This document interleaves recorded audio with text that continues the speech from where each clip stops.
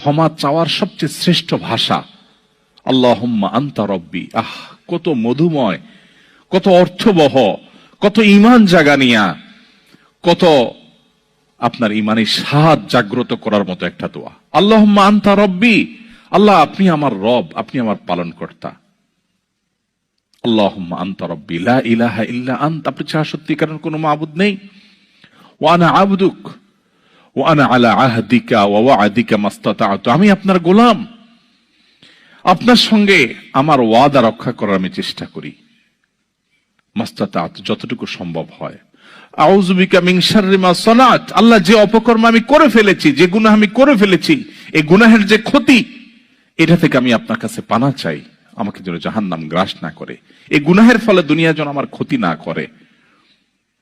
আউযু বিকা মিন শাররি মা সানাত আবুউ লাকা বিনি'মাতিকা আলাই, আল্লাহ আপনি কত নেয়ামত দিয়েছেন আমাকে, কত মানুষ কত কষ্টে আছে, আমাকে কত সুন্দর লাইফ আপনি দিয়েছেন। ওয়া আবুউ লাকা বিযামবি, এত ভালো লাইফ দেওয়ার পরও আমি আপনার নাফরমানি করেছি, সেটাও আমি স্বীকার করি।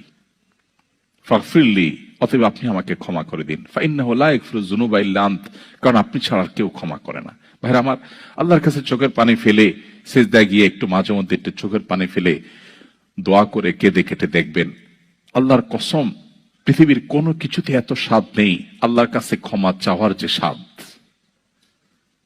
কারো কাছে ক্ষমা চাইলে ভালো লাগে না, আল্লাহর অলৌকিকত্ব যে তার কাছে ক্ষমা চাইলেও আপনার অন্তর দেখবেন, একটু চোখের পানি ফেলে যদি 2 মিনিট দোয়া করার সুযোগ পান, যখন উমরা যান, রমজানে যখন দোয়ার সুযোগ হয়, অথবা সারা বছর যেটা হওয়া উচিত, এই দোয়ার পর যে ফিলিংসটা হয় সেটা খুবই তৃপ্তিদায়ক।